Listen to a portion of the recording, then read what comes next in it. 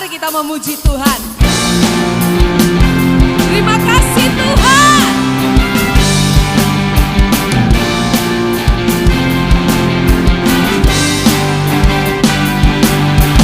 Ku telah dibentuk serupa dengan Dia, dicipta dengan tujuan yang mulia. Terima kasih Tuhan, membawa terang keselamatan dunia, menceritakan kebesaran namanya, menceritakan kebesaran kuasanya. Amin. Ku mau menjadi kuat, ku mau menjadi hebat, ku mau jadi pemenang dan terang di dunia. Ku mau menjadi kuat, ku mau menjadi hebat, ku mau jadi pemenang dan terang di dunia. Ku tak dibentuk serupa dengan Dia, amin, dicipta dengan tujuan yang mulia. Mari semua Tuhan, membawa terang keselamatan dunia, menceritakan kebesaran namanya, menceritakan kebesaran kuasanya. Semuanya yuk! Ku mau menjadi kuat, ku mau menjadi hebat, ku mau jadi pemenang dan terang di dunia. Amin. Ku mau menjadi kuat, ku mau menjadi hebat, ku mau jadi pemenang dan terang di dunia. Jemaat Tuhan saja, ku mau menjadi kuat, mau jadi pemenang. Tuhan lagi ya. Mau menjadi hebat, Pemenang dan terang di dunia. Mari semuanya. Ku mau menjadi kuat, ku mau menjadi hebat, ku mau jadi pemenang dan terang di dunia. Ku mau menjadi kuat, ku mau menjadi hebat, ku mau menjadi pemenang dan terang di dunia.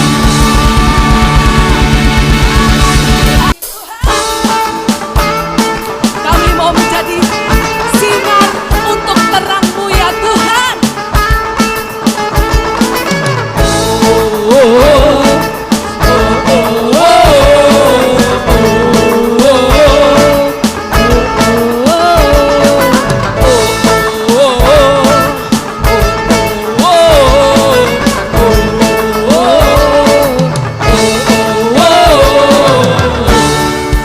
Kuasa-Mu membebaskanku, tebus hidupku, amin.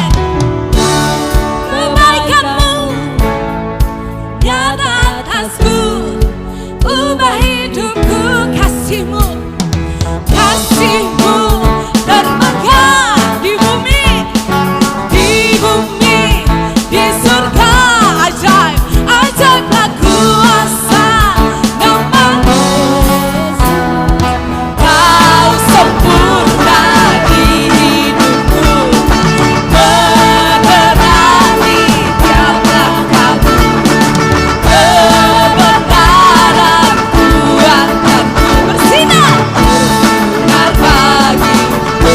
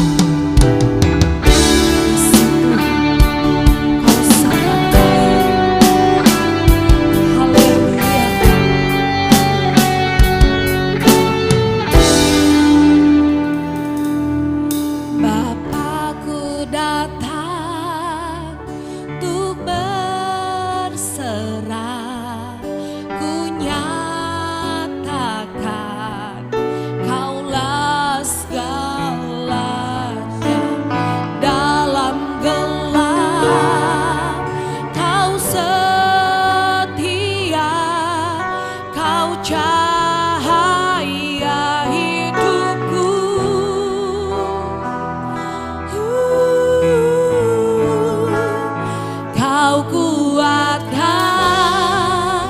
aku bertahan, Kau harapan dalam kesesakan. Kau buktikan kesetiaan-Mu Tuhan. Amin. Engkau Allah Immanuel. Mari semua jemaat Tuhan, saya undang untuk bangkit berdiri. Kita mau menyembah Dia, sebab Dialah Allah Immanuel.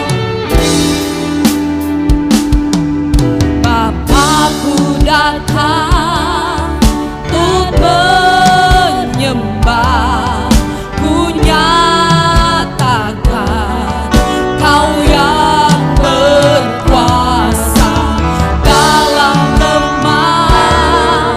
Kau sempurna, Kau cahaya bagiku.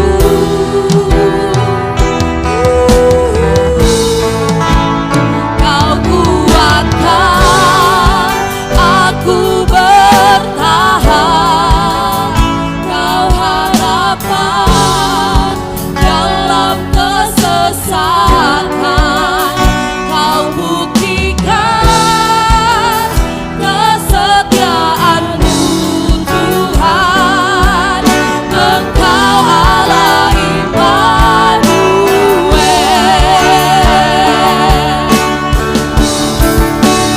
Kau kuatkan aku bertahan, Kau harapan dalam kesesakan.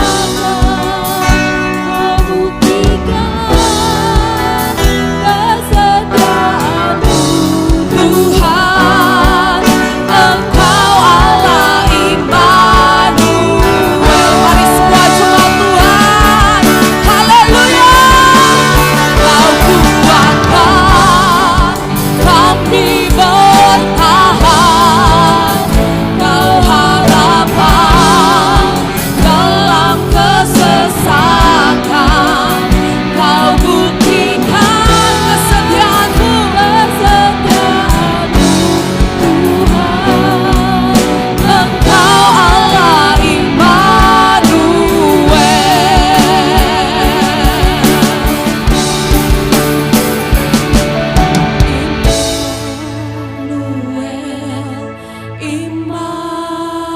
Immanuel, Engkau besertaku.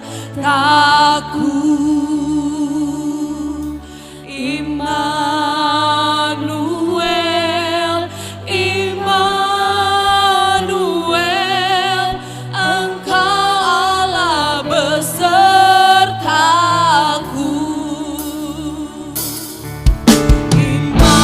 Immanuel, Immanuel, Engkau besertaku.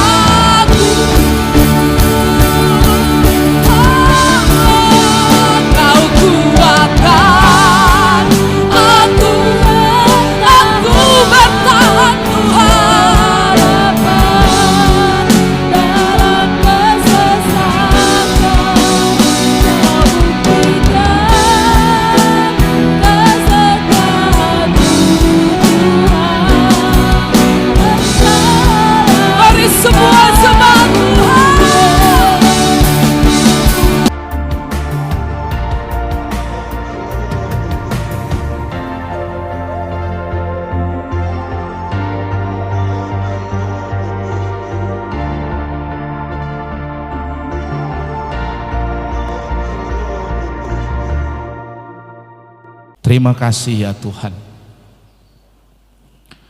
Kami bersyukur Engkau sungguh baik, teramat baik dalam hidup kami ya Tuhan.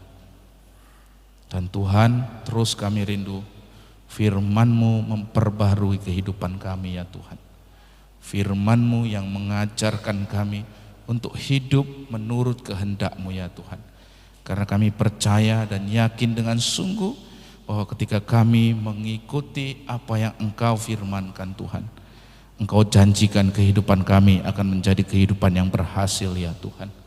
Karena penyertaan Tuhan itu yang sangat kami perlukan dalam segala hal di dalam hidup ini ya Tuhan. Kalau Tuhan berjalan menyertai kami, kalau firman Tuhan itu ada dalam hidup kami, maka hidup kami akan memancarkan terang firman Tuhan. Dan Engkau disukakan ya Tuhan melalui kehidupan kami. Maka Engkau akan melimpahkan berkat-berkat-Mu sesuai dengan kemurahan hati-Mu ya Bapa bagi kami ya Tuhan. Terima kasih ya Tuhan. Oh ya Roh Kudus, kami undang kehadiran-Mu di tempat ini supaya membukakan pikiran dan hati kami untuk senantiasa diperbaharui oleh kebenaran firman Tuhan. Di dalam nama Tuhan Yesus Kristus kami mengucap syukur dan berdoa. Haleluya. Amin. Haleluya. Shalom Bapak Ibu. Baik, firman Tuhan di minggu kedua dari kehidupan yang undistracted atau kehidupan yang tidak teralihkan itu, kita belajar di minggu kedua ini adalah temanya adalah bagaimana keluar dari zona nyaman. Katakan bersama dengan saya, keluar dari zona nyaman. Moving out your comfort zone. Keluar dari zona nyaman. Nah Bapak Ibu Saudara-saudari, semua orang pasti memiliki kebiasaan, betul? Kurang semangat, betul? Ya, semua orang punya kebiasaan atau memiliki kebiasaan. Sebagai contoh, misalnya kebiasaan di rumah. Ada orang yang kalau setelah membuka pintu lemari, maka dia akan menutup pintu lemari tersebut dan menguncinya. Tetapi ada orang yang memiliki kebiasaan ketika membuka lemari, ya dibuka saja, habis itu tidak ditutup, apalagi dikunci. Sebagai contoh yang lain adalah kebiasaan. Ada orang yang memiliki kebiasaan, apalagi kalau makannya di tempat ramai, ya. Sehabis makan, maka biasanya sendoknya akan dibalikan dan dibentuk seperti menyilang. Tapi ada orang yang bodoh amat, gua mau selesai makan ya selesai makan aja, kebiasaannya ya udah tinggalkan begitu saja sendoknya. Ada. Nah ada juga orang yang kalau bangun tidur langsung merapikan tempat tidurnya. Dia memiliki kebiasaan, pokoknya kalau bangun tidur dia pasti membereskan atau merapikan tempat tidurnya, melipat selimutnya. Tapi ada orang juga yang memiliki kebiasaan bangun tidur cus. Dia tidak merapikan tempat tidurnya, tidak melipat selimutnya. Mengapa? Karena dia pikir mungkin nanti balik lagi ke situ lagi, tidur lagi lah, udahlah nggak usah. Betul? Ya. Itu semua adalah kebiasaan dan semua itu menunjukkan pada umumnya orang cenderung ingin berada di dalam comfort zone atau zona nyaman. Nah, keluar dari zona tersebut mengakibatkan ia merasa resah dan gelisah.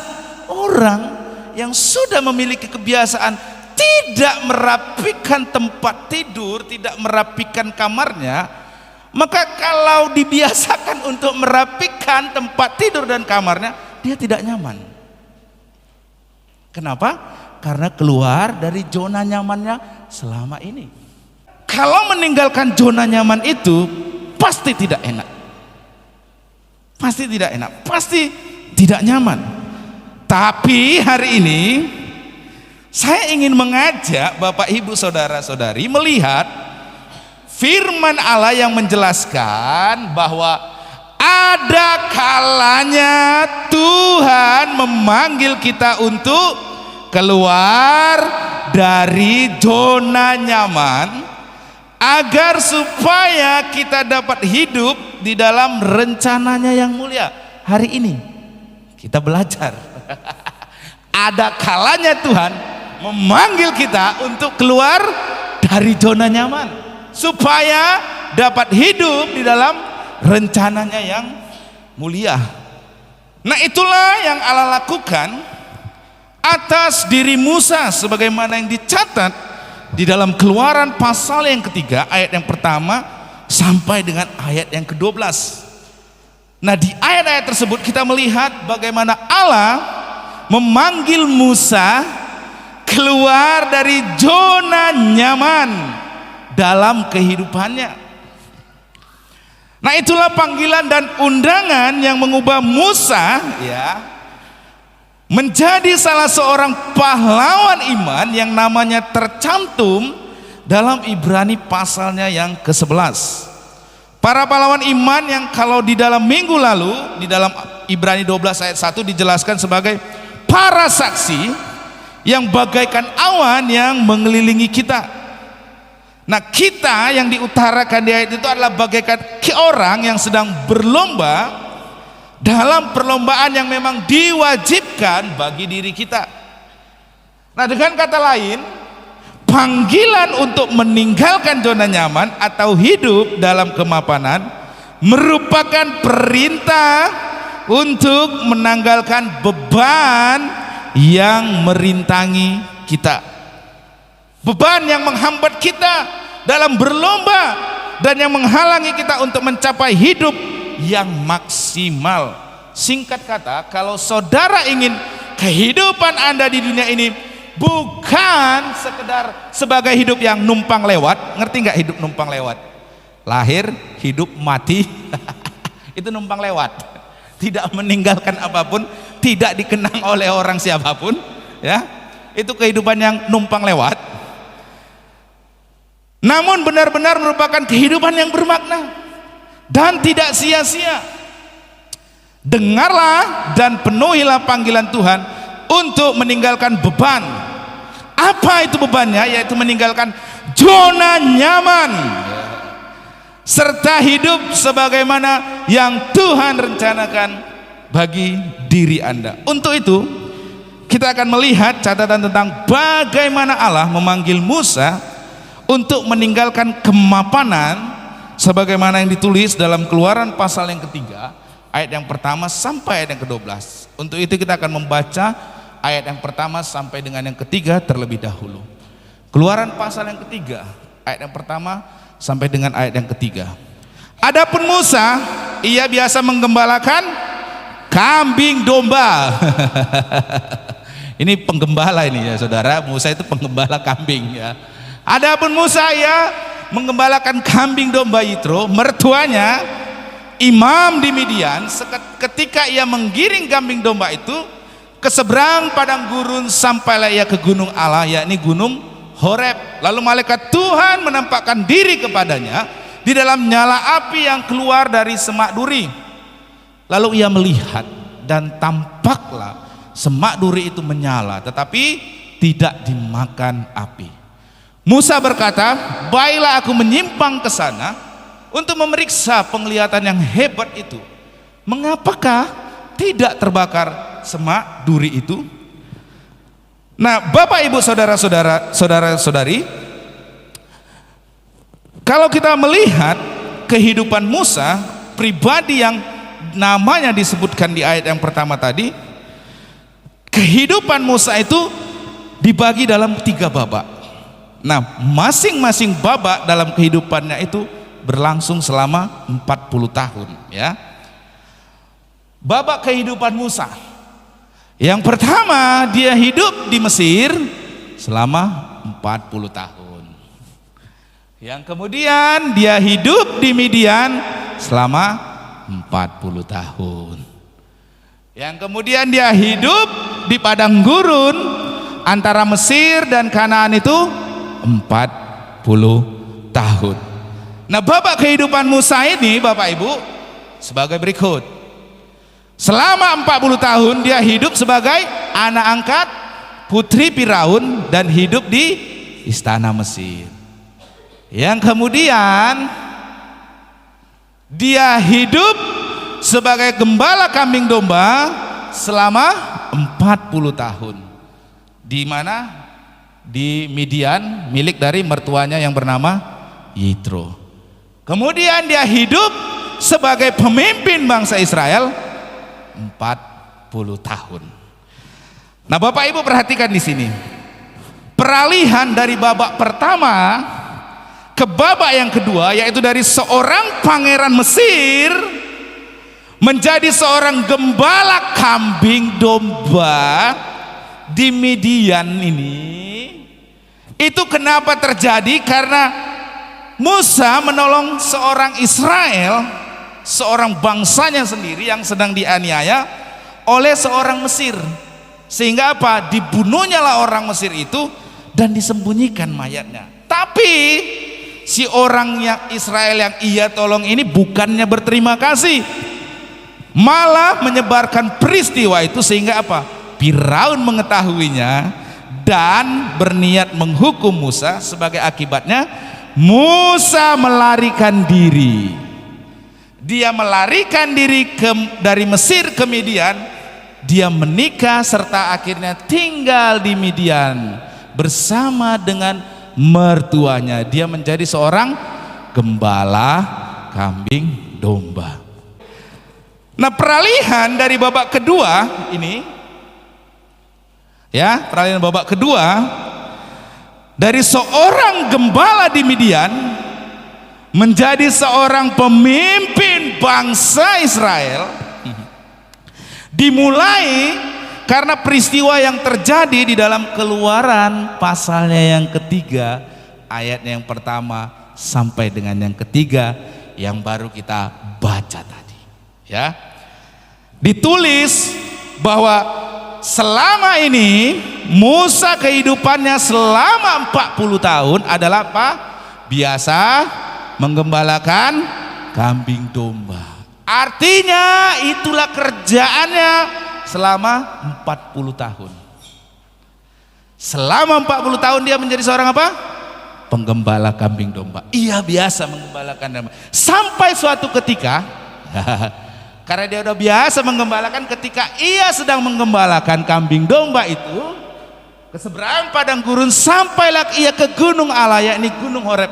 Sampai dia pada akhirnya melihat suatu fenomena. Ada api yang muncul di semak belukar, tapi semak belukar terus, semak duri tersebut tidak dimakan oleh api. Itulah di mana masa atau mulailah muncul peralihan tadi. Dimulai dari Kejadian pasal yang ketiga, Keluaran pasal 3 ayat yang pertama sampai dengan yang ketiga ini. Nah, saat itu kalau kita baca menurut Keluaran 7 ayat yang ke-7, Musa itu berusia 80 tahun. Bayangin ya, berusia berapa? 80 tahun. Coba bayangkan apa yang dicita-citakan orang yang berusia 80 tahun. Musa berusia 80 tahun dan selama 40 tahun hidupnya itu menggembalakan kambing domba milik mertuanya. Kalaupun masih punya cita-cita, betul kata Bu Ani, di usia seperti itu orang pasti pengennya apa? Hidup mapan, berangan-angan, ya hidupnya nyaman lah, nggak perlu kerja, mau menikmati hidup dan sebagainya, ya kan? Kalau bisa udahlah, nggak usah banyak mengalami perubahan lah, santai-santai. Demikian juga Musa, ya, di usianya yang ke-80 tahun ia hidup di perumahan Taman Mertua Indah, ya kan? Alias hidup di zona nyaman, berada di dalam kemapanan bersama mertuanya. Namun, saya ulangi katanya ya, namun perjumpaannya dengan Tuhan di hari itu di dalam Keluaran 3 ayat yang pertama sampai dengan yang ketiga, ya, di hari itu mengubah hidupnya. Tuhan memanggil dirinya untuk keluar dari kemapanan. dan memenuhi rencana yang jauh lebih besar, yaitu dari seorang gembala kambing domba milik mertua menjadi seorang pemimpin bangsa. Nah, doa saya hal yang sama terjadi dalam hidup Anda pada hari ini. Saya ulangi ya, doa saya hal yang sama terjadi dalam hidup Anda pada hari ini, yaitu Anda berjumpa dengan Tuhan melalui firman-Nya yang akhirnya memanggil saudara untuk meninggalkan kemapanan yang merintangi diri Anda untuk hidup secara maksimal. Firman-Nya yang memanggil saudara untuk meninggalkan kehidupan yang antara ada dan tidak ada bedanya. Saya ulangi ya, firman-Nya yang memanggil saudara untuk meninggalkan kehidupan yang antara ada dan tidak ada bedanya. Artinya, kalaupun saudara ada, namun tidak ada orang yang merasakan manfaat dari keberadaan saudara.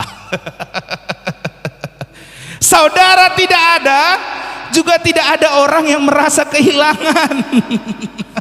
Itulah yang dimaksudkan dengan ada dan tidak ada, nggak ada bedanya.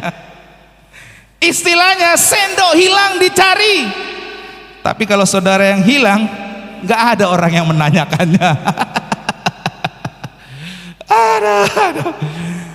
Itulah kehidupan yang sia-sia. Itulah kehidupan yang antara ada dan tidak ada, nggak ada bedanya. Ya ada orangnya yang nggak perlu, nggak rasa manfaatnya, ya tidak ada juga yang nggak apa-apa, nggak ada yang merasa kehilangan. Sedih banget hidupnya seperti itu, saudara. Aduh. Menyedihkan, saudara ya. Firman Tuhan yang akan memanggil saudara untuk meninggalkan kehidupan yang sia-sia dan mengubah hidup Anda agar menjadi bermakna. Nah, dengan menelaah panggilan yang Tuhan sampaikan kepada Musa dari api yang keluar dari semak duri ini, maka kita dapat melihat bahwa keluar dari zona nyaman itu kita perlu menyadari ada 3 hal. Yang pertama, untuk meninggalkan zona nyaman, kita perlu menyadari bahwa Allah memiliki rencana untuk hidup kita, rencana yang jauh lebih besar dari apa yang sudah kita alami dan kita capai pada hari ini. Artinya Tuhan belum selesai dengan hidup kita, sama seperti Musa yang hidupnya belum selesai. Itulah yang Tuhan inginkan. Apapun yang saudara alami di masa lalu, segemilang apapun atau sepahit apapun masa itu, dengar baik-baik, Tuhan belum selesai dengan hidup Anda. Saya ulangi, apapun yang saudara alami di masa lalu, segemilang apapun atau sepahit apapun masa-masa itu, dengar baik-baik, Tuhan belum selesai dengan hidupmu. Dia masih memiliki rencana untuk masa depan saya. Nah, itulah yang dialami oleh Musa. Ia pernah memiliki masa lalu yang gemilang, yaitu sebagai apa? Seorang pangeran di Mesir.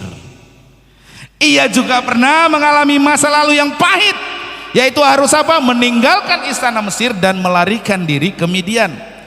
Pengalaman pahit yang membuat ia menjadi seorang gembala kambing domba milik mertuanya. Nah, mungkin saat itu ia berpikir bahwa hidupnya sudah mentok sampai di situ.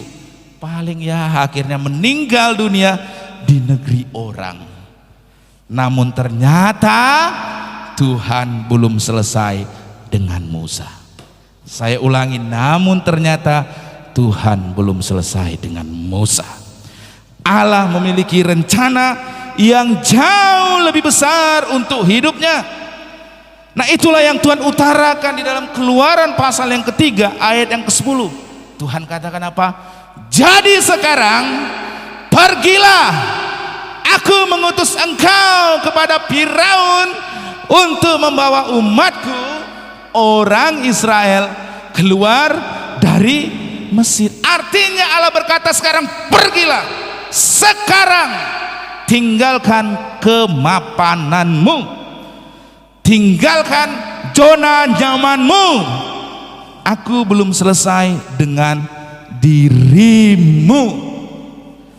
Aku mengutus engkau kepada Firaun untuk membawa umatku Israel keluar dari Mesir. Firman Tuhan juga berkata sekarang bagi engkau, pergilah, tinggalkan zona nyaman. Apa zona nyaman kita saat-saat ini? Yang menghalangi, yang menghambat kita untuk mencapai hidup yang maksimal. Kemalasan, kurang semangat, melakukan hal yang keliru. Ada banyak hal kemapanan saudara. Semisal apa? Jangan pernah ajak saya doa Pak, saya banyak kegiatan. Anda sudah berada dalam zona nyaman dengan kegiatanmu itu, sehingga apa? Engkau tidak bisa keluar untuk berdoa. Itu zona nyaman. Ada banyak hal zona nyaman, apalagi banyak sekali. Pertanyaan sekarang, apa zona nyamanmu? Kalau engkau masih tinggal di dalam zona nyamanmu, maka rencana Tuhan yang besar itu tidak akan bisa terjadi dalam hidupmu. Rencana Tuhan bagi Musa sangat besar. Oleh karena itu Tuhan apa berkata? Sekarang pergilah, artinya tinggalkan tempat engkau sekarang berada. Engkau selama ini berada di zona nyaman, tinggalkan.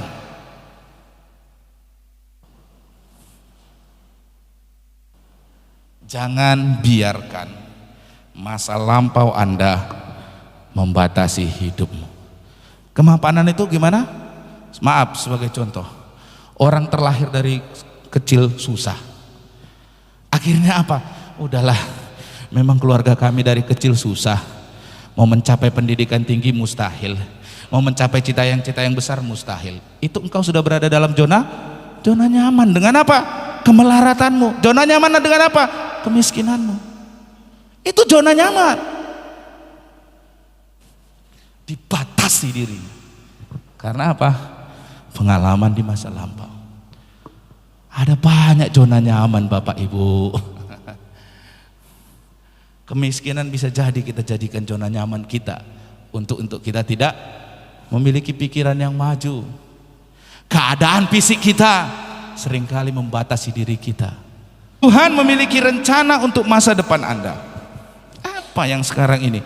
Ingat, Tuhan masih memiliki rencana untuk masa depan bagi Anda. Hal itulah yang diyakini oleh seorang yang bernama William Carey.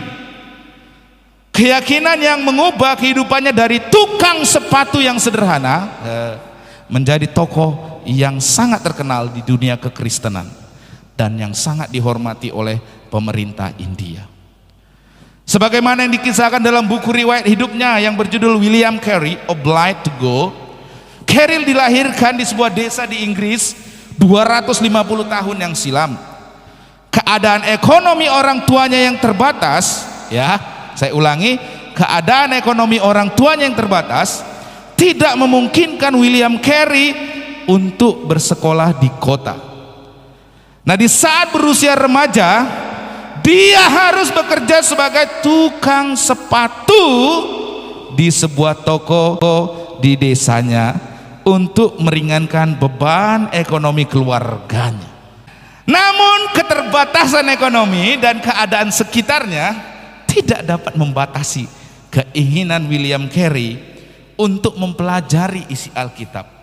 Untuk itu ia mempelajari sendiri bahasa Yunani agar dapat membaca Alkitab Perjanjian Baru dalam bahasa asli.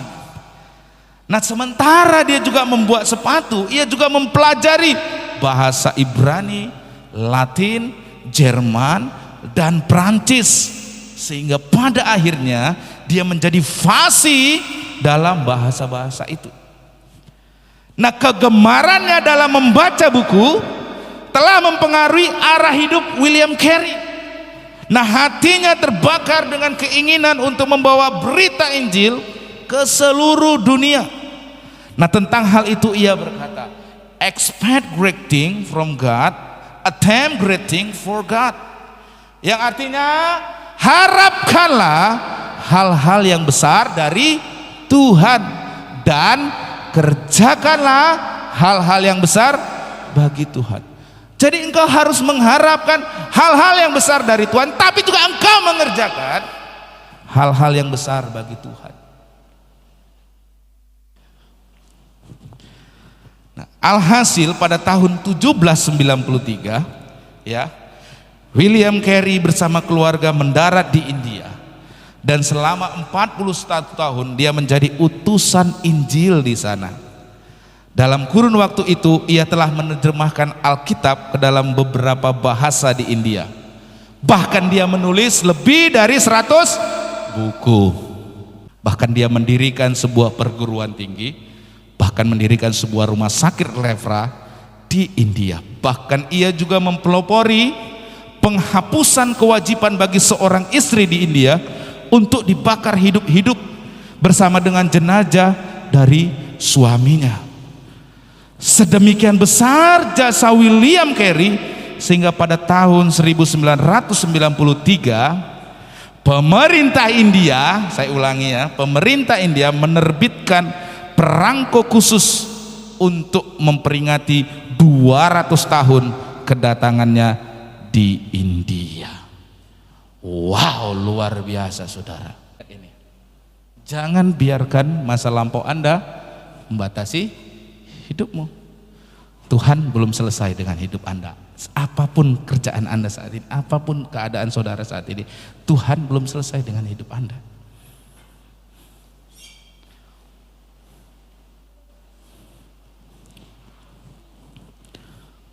Nah, saya yakin juga Tuhan bukan hanya memanggil Musa dan William Carey untuk meninggalkan keterbatasan diri dan zona nyaman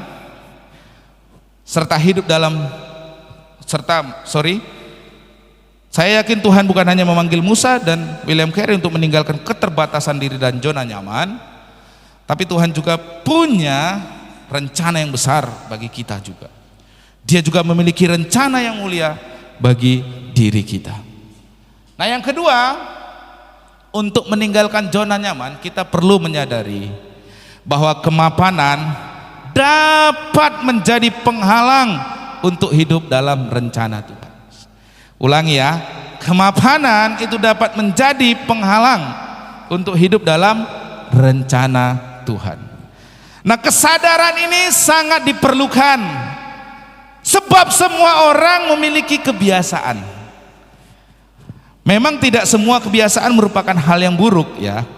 Sebagai contoh, kebiasaan berdoa sebelum makan, kebiasaan berolahraga setiap pagi sebelum melakukan aktivitas yang lain, atau mungkin kebiasaan mengirimkan makanan ke Pak Stephen, gak apa-apa, itu kebiasaan yang baik, perlu dilanjutkan saudara ya.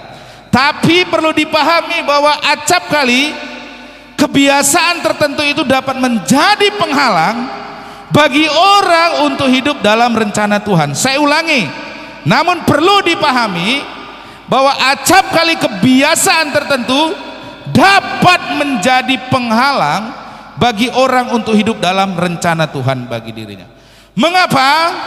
Karena kebiasaan-kebiasaan tersebut membuat dirinya merasa enggan untuk meninggalkan zona nyaman. Sedangkan seperti yang telah saya utarakan tadi, untuk hidup dalam rencana Tuhan, orang perlu meninggalkan kemapanan. Nah, masalahnya orang yang enggan meninggalkan kemapanan ya akan membuat berbagai alasan untuk membenarkan dan menutupi keengganan dirinya. Orang yang enggan meninggalkan kemapanan akan membuat apa? Alasan. Sama seperti saya bilang tadi, karena hidupnya udah susah, dipakainya itu sebagai alasan untuk dia berada di situ terus, untuk membenarkannya. Gimana lah, saya kan orang susah, orang sulit, nggak punya ini, nggak punya itu. Untuk membenarkan dan untuk menutupi karena keengganan dirinya yang berjuang. Nah, hal itulah yang dilakukan oleh Musa. Kemapanan sebagai penggembala kambing domba selama 40 tahun di Midian membuat yang bersangkutan juga merasa enggan untuk pergi ke Mesir, untuk menemui Firaun, untuk membawa bangsa Israel keluar dari Mesir seperti yang Tuhan rencanakan dan utarakan bagi dirinya. Bahkan untuk menutupi keengganannya tersebut, di ayat 11 ia memberi alasan sebagai berikut. Tetapi Musa berkata kepada Allah, siapakah aku ini? Maka aku yang akan menghadap Firaun dan membawa orang Israel keluar dari Mesir. Bisa jadi kita seperti itu. Kita berkata, Allah siapa saya? Alasan. Nah, kalau kita baca, ini bukan satu-satunya alasan yang ia sampaikan kepada Tuhan. Kalau kita baca di ayat-ayat selanjutnya sampai dengan Keluaran pasal 4 ayat yang ke-13 dicatat tidak kurang 4 kali dia menghindari panggilan Tuhan, ya, dengan berbagai alasan.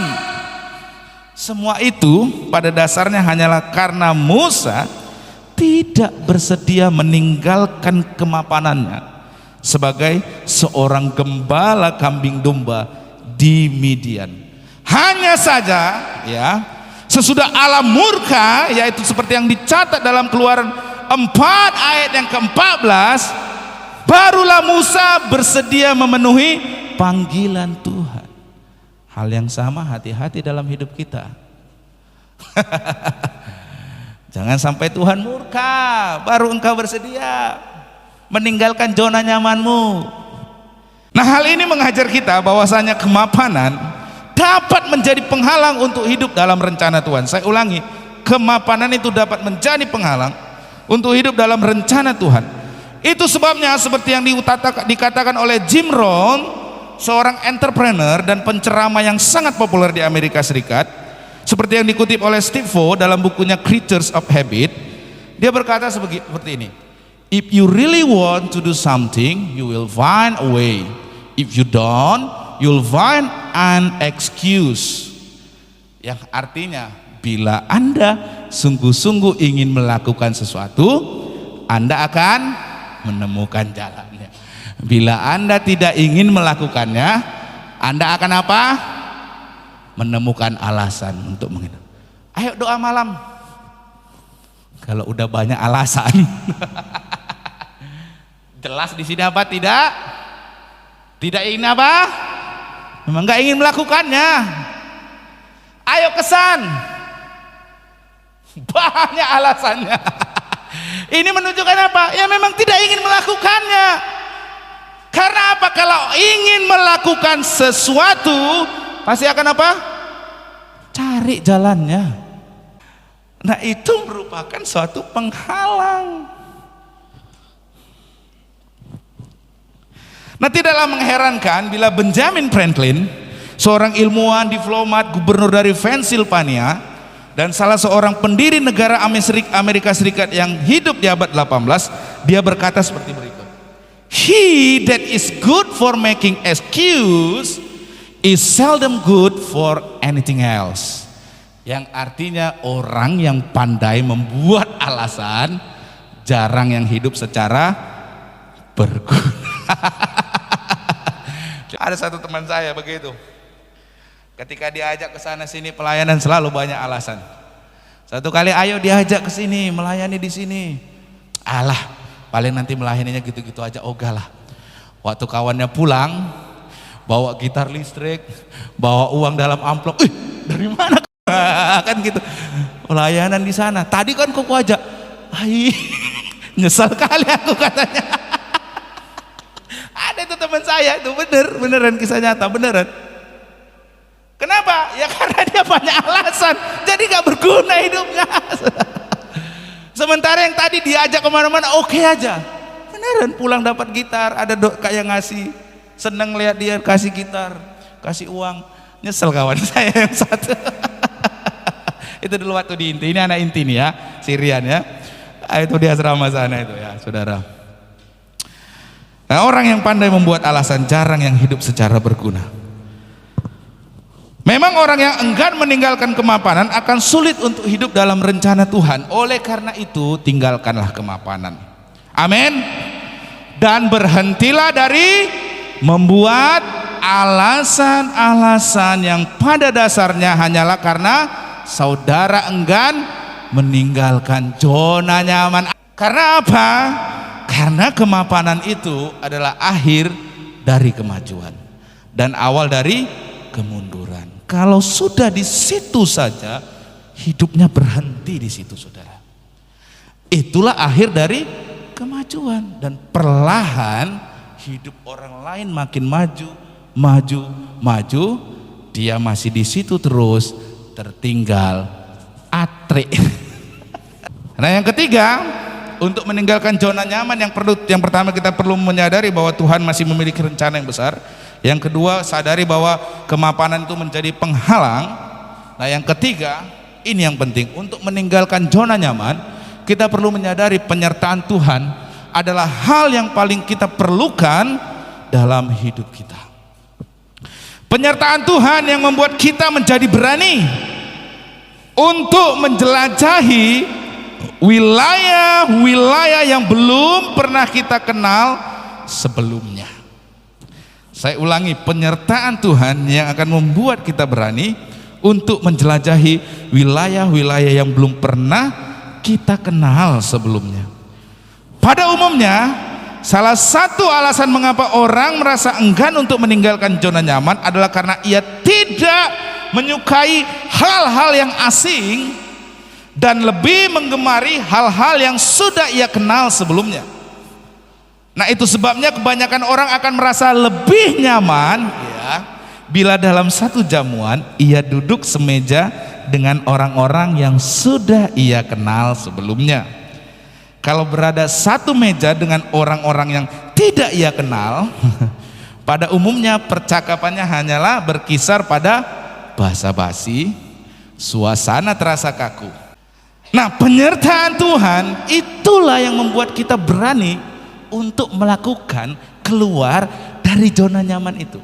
Saya kenal satu jemaat di MDC Siantar ya, namanya Kak Helen, ibu itu kenal. Itu mau sama semua orang aja, dia berani langsung datang ramah gitu ya. Shalom ibu, karena selamat datang di GKPB MDC Pematang Siantar. Oh, ramah sekali orangnya. Padahal belum tentu dia kenal sama orang itu. Saya aja walau pertama kali ketemu sama dia, iya ini orang ramah kali, kayak udah kenal lebih dari berapa puluh tahun gitu ya. Kenapa? Karena dia berani keluar dari zona nyaman. Nah, disinilah pentingnya untuk menyadari bahwa di dalam melakukan perjalanan menjelajahi wilayah-wilayah kehidupan yang baru, kita tidak berjalan seorang diri. Kita berjalan bersama pribadi yang kita kenal dan yang mengenal kita. Pribadi yang kita ketahui bahwa ia adalah seorang yang dapat diandalkan. Nah, kesadaran tersebut akan membuat kita berani meninggalkan zona nyaman dan bergerak serta menjelajah bersama pribadi tersebut. Kalau saya mau berada di zona nyaman, cukup ibadah satu kali. Mau orang empet-empetan, mau orang apa, saya tidak peduli. Saya pulang ibadah, tidur, saudara. Betul. Waktu ditanya gimana, siap nggak untuk ibadah 2 kali? Saya bilang siap, bersama dengan Tuhan kok. Ada Tuhan yang menyertai kita. Saya bilang sama ibu, jangan takut. Ada pribadi yang menyertai kita, Tuhan Yesus yang dapat diandalkan. Amin. Amin. Dan puji Tuhan pada hari ini, Tuhan menghiburkan hati saya. Kenapa? Pagi hari ini banyak yang beribadah, saudara. Amin. Haleluya, haleluya. Berikan kemuliaan bagi Tuhan kita ya. Puji nama Tuhan.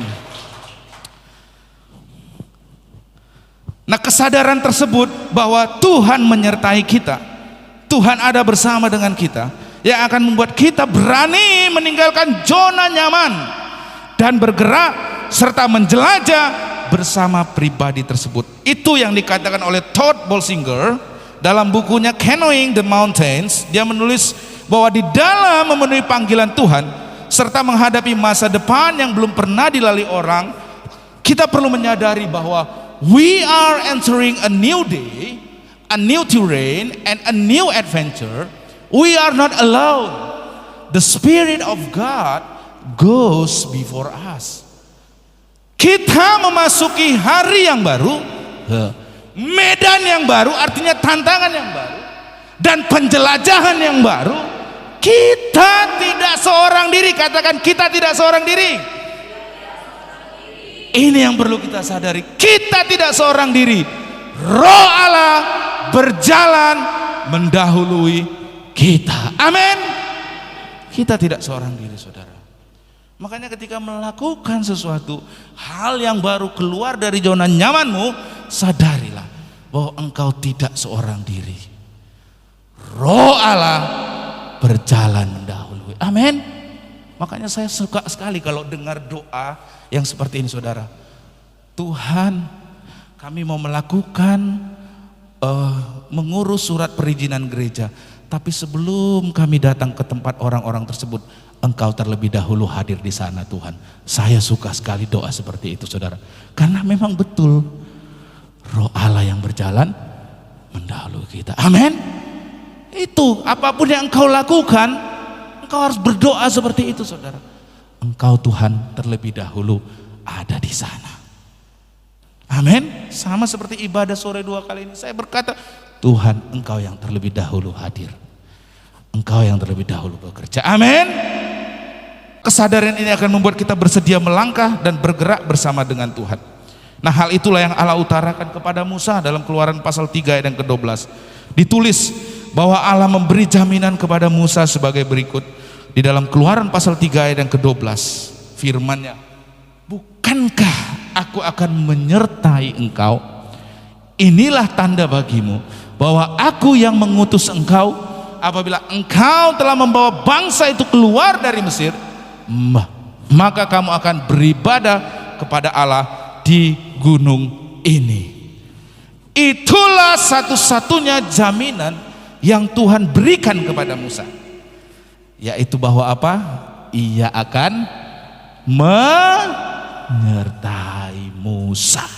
Itu satu-satunya jaminan Tuhan. Tuhan tidak menjanjikan hal yang lain kepada Musa.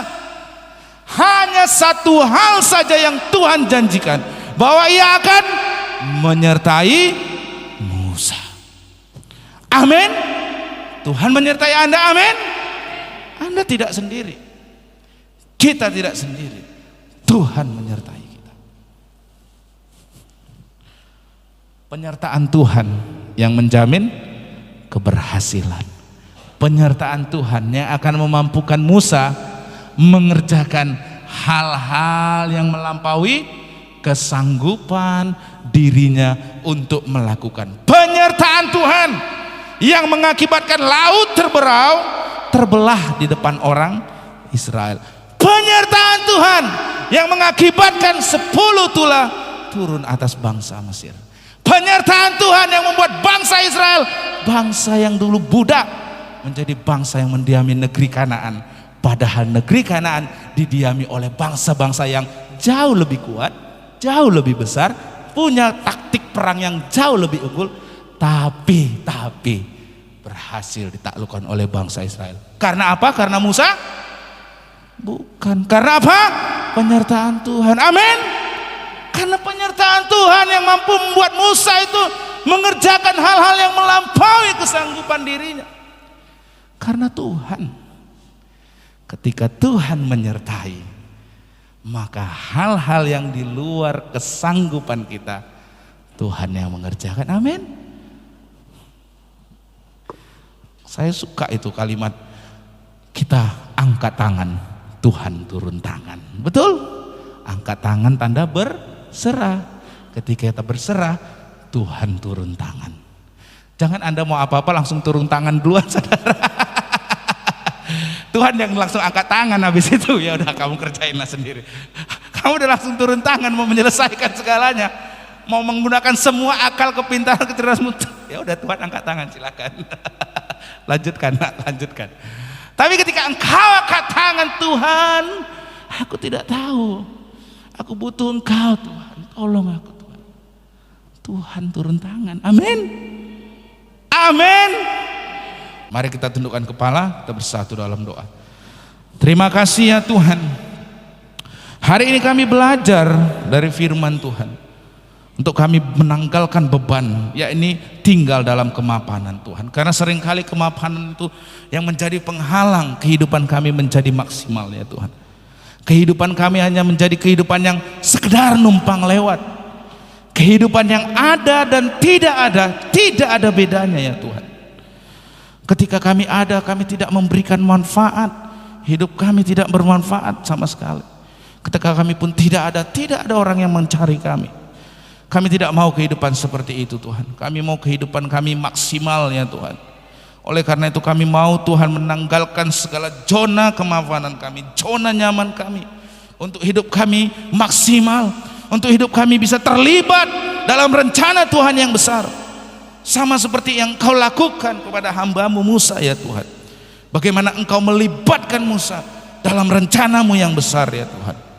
Bagaimana Tuhan Engkau membawa dia keluar dari zona nyamannya yang selama 40 tahun menjadi penggembala kambing domba. Engkau angkat dia, Engkau bawa dia menjadi pemimpin bangsa Israel ya Tuhan. Kami juga mau itu terjadi dalam hidup kami ya Tuhan. Kami mau terlibat dalam rencana-Mu yang besar ya Tuhan Yesus. Kami mau ya Tuhan. Oleh karena itu Tuhan, ajarkan kepada kami, tunjukkan kepada kami Tuhan, nyatakan kepada kami zona nyaman apa yang harus kami tinggalkan ya Tuhan, supaya hidup kami menjadi kehidupan yang maksimal. Hidup kami adalah hidup yang terlibat dalam rencana Tuhan yang besar, dan nama Tuhan dipermuliakan dalam hidup kami. Dan biarlah kami menyadari ketika kami meninggalkan zona kenyamanan itu, zona kemapanan itu, Engkau Tuhan menyertai kami. Engkau menyertai kami ya Tuhan. Engkau tidak pernah meninggalkan kami seorang diri ya Tuhan. Engkau menyertai kami ya Tuhan. Dan penyertaan-Mu itu Tuhan yang akan memampukan kami melakukan perkara-perkara yang di luar kemampuan kami untuk melakukannya ya Bapa. Terima kasih Tuhan, terima kasih Tuhan. Biarlah hidup kami menjadi hidup yang tidak teralihkan oleh karena beban-beban, dari kepahitan, dari zona nyaman ya Tuhan. Tapi kami mau berlomba-lomba untuk mendapatkan mahkota surgawi yang sesuai dengan kemurahan hati-Mu ya Bapa. Terima kasih Bapa. Kami mengucap syukur dalam nama Tuhan Yesus. Amin.